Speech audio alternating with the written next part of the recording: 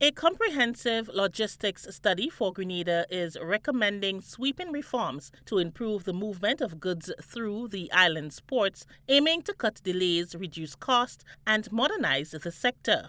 The logistics chain study, conducted with support from the Caribbean Development Bank, outlines more than 20 recommendations to transform Grenada's logistics and trade facilitation systems.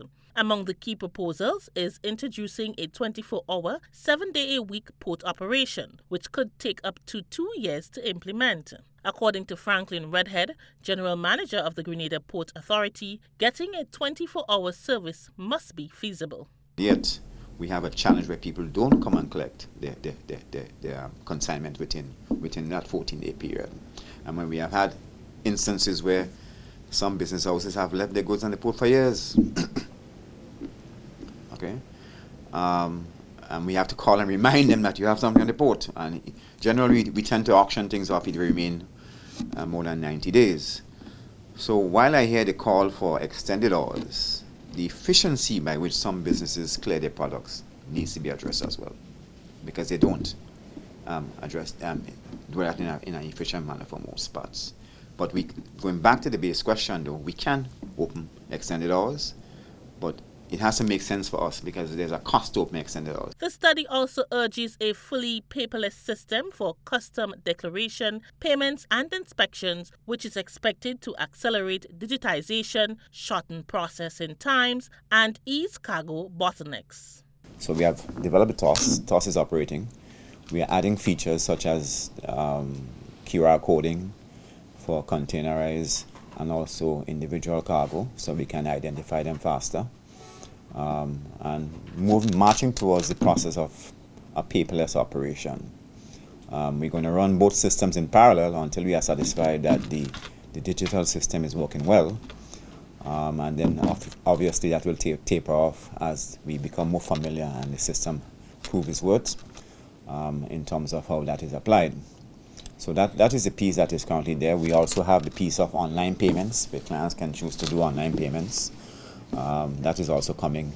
But I think the key piece of this has to do with how things move in the yard between sheds, how we can account for that in a digitalized framework, so we make the process paperless and certainly, hopefully, more efficient. Yeah. Other recommendations include installing a modern terminal operation system to track goods, enhance productivity, and improve transparency, as well as reviewing port tariffs, streamlining customs inspections, and fostering stronger collaboration between public and private sectors. Franklin says they have been discussing possible ways to improve the services at the port. We are still configured as a first-generation port, meaning that we are set up for break bulk cargo. Of course, the marine industry has transitioned to containerized cargo. The good news is that we have a master plan that addresses those issues. So we are currently evaluating 3 options with respect to how we move forward with respect to optimizing the port facility and spaces.